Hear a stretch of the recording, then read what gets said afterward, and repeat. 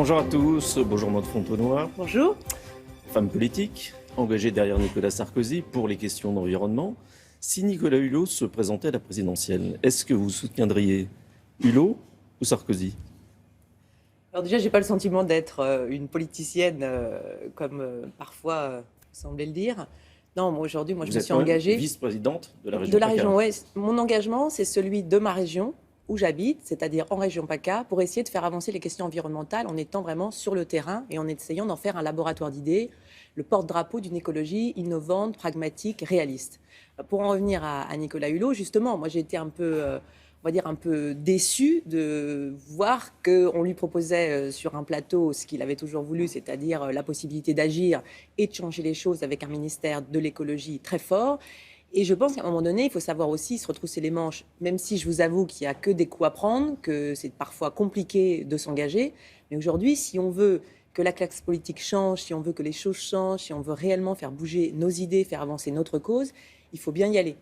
Et c'est vrai que voilà, je suis un petit peu déçue et je ne comprends pas forcément son positionnement politique. Mais s'il y allait, vous seriez derrière lui ou derrière Nicolas Sarkozy ?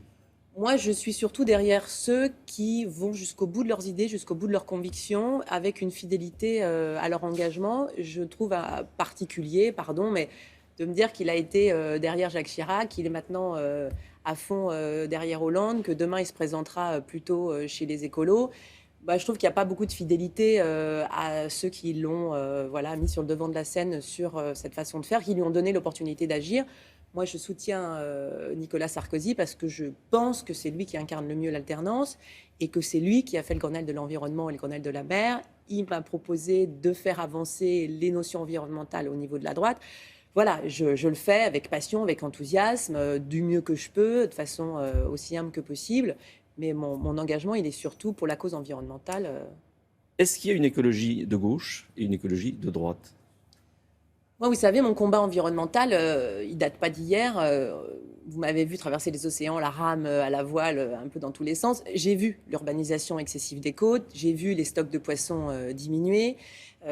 Quand je suis partie en Antarctique avec mes jeunes enfants sourds-muets, là-bas, tu croises de la pollution plastique qui est à des milliers de kilomètres de toute côte habitée.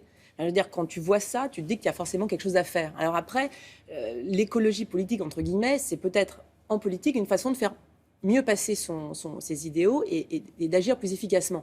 Je pense sincèrement que l'écologie, aujourd'hui, doit arrêter d'être culpabilisatrice. Je pense que les professions de foi, c'est bien, mais ça ne suffit plus. Il faut aujourd'hui agir, être dans le pragmatisme, dans le réalisme, dans quelque chose qui soit enthousiasmant, d'expliquer que l'écologie, c'est avant tout la solution et ce n'est pas qu'une succession de problèmes.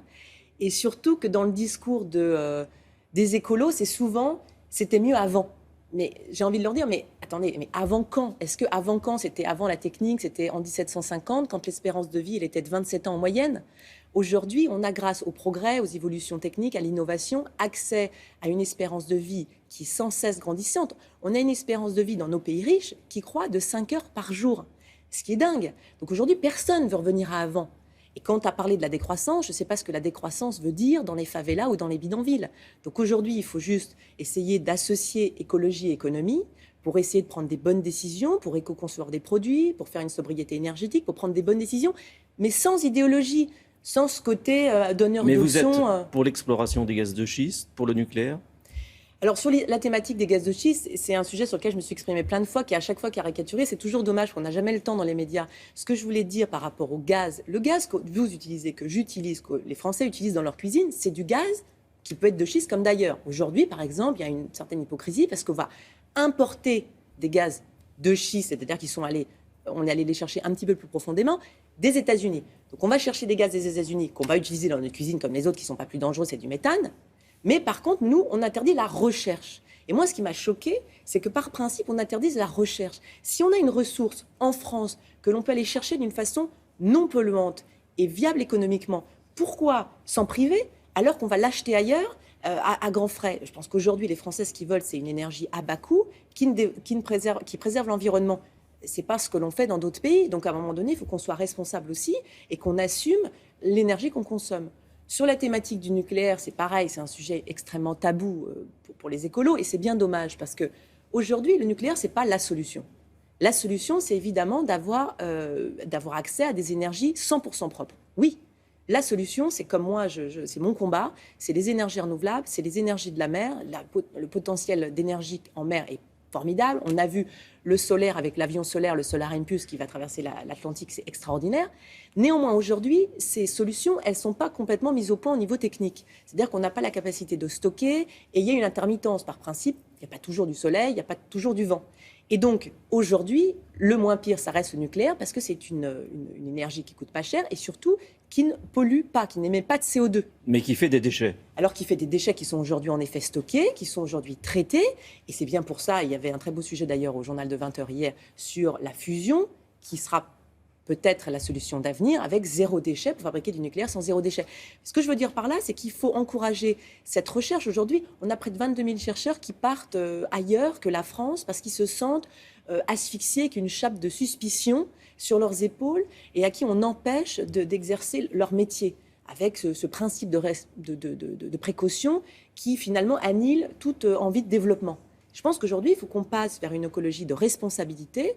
Et moi, je préfère la moitié de quelque chose que l'intégralité de rien du tout. Donc je pense qu'aujourd'hui, il faut agir, il faut voir concrètement ce qu'on fait, petit à petit. Et c'est ce que j'essaye de faire au sein de ma région. On va faire un peu de politique. Si vous avez été élu et si vous avez gagné en Provence-Côte d'Azur, c'est parce que les socialistes se sont retirés. Est-ce que vous êtes favorable à ce front républicain ou est-ce que vous êtes favorable au ni Front National, ni Parti Socialiste que défend Nicolas Sarkozy? Moi, aujourd'hui, je suis favorable à mes idées. Voyez. Donc, aujourd'hui, moi, mon combat, c'est l'environnement. C'est qui va porter le mieux ces causes-là. Il s'avère que, depuis tout temps, ça a été Nicolas Sarkozy qui a porté ça et qui a réellement mis autour de la table autant les industriels que les collectivités territoriales, que les associations. On a fait avancer la cause. Aujourd'hui, c'est ce que fait Christian Estrosi au sein de la région PACA et c'est pour ça que je l'accompagne. Pour moi, la question, elle est beaucoup plus large que ça. Les électeurs sont libres. Les électeurs sont libres et ce n'est pas moi qui vais leur donner des consignes de vote. Donc, les gens savent ce qu'ils veulent. Mais Nicolas Sarkozy, lui, il en donne. Non, il n'en donne pas, justement. Il dit ni Parti Socialiste, il n'en donne pas. Il dit les électeurs sont libres, je n'ai pas à leur dire, vous faites un front. Voilà, c'est les programmes, les idées qui doivent être primordiaux, c'est ça qu'on doit suivre. Et c'est les idées les meilleures qui doivent gagner. Et aujourd'hui, il faut sortir des grandes campagnes électoralistes et populistes. Aujourd'hui, c'est les idées, concrètement. Moi, ce que j'ai envie de dire, M. Sika, c'est qu'il faut qu'on s'engage. Si on veut que ça change, si on veut que ça bouge, si on veut que notre classe politique soit différente demain, si on veut qu'il y ait des jeunes, si on veut qu'il y ait des gens de l'entreprise, il faut qu'on se bouge, il faut qu'on y aille, il faut qu'on retrouve ses manches. Et c'est vrai qu'on n'est pas toujours accueilli les bras grands ouverts. Moi, je peux vous dire que j'en ai pris un peu plein la figure. J'étais un peu surprise. Mais à un moment donné, si ta conviction, tes idéaux, elle est plus forte que ça, il faut y aller. Donc pour tous ceux qui nous regardent, c'est pas s'engager auprès des Républicains plus qu'auprès des socialistes. C'est pas ça l'idée. L'idée, c'est de s'engager, d'essayer de faire avancer sa cause et d'y aller.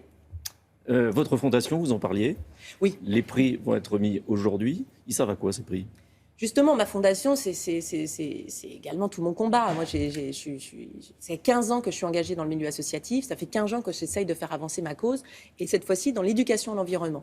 On a des programmes éducatifs dans tout le milieu scolaire, donc autant dans les maternelles, dans les primaires, dans les collèges, dans les lycées, avec une volonté d'éduquer la jeune génération à comprendre que l'homme peut être réconcilié avec l'environnement. Qu'il n'y a pas d'un côté les gentils qui seraient ceux qui parleraient aux arbres, les écolos, et de l'autre côté tous les méchants qui utilisent leur voiture pour aller au boulot. Donc aujourd'hui, on a des programmes qui essayent d'apporter de la science et de la connaissance, et on remet aujourd'hui dans une grande école parisienne les prix, c'est-à-dire ceux qui ont gagné les défis pour sauver l'environnement. Et pour moi, c'est un grand bonheur que de voir tous ces jeunes et tout cet enthousiasme qui a envie, c'est vrai, encore, de changer les choses. Merci.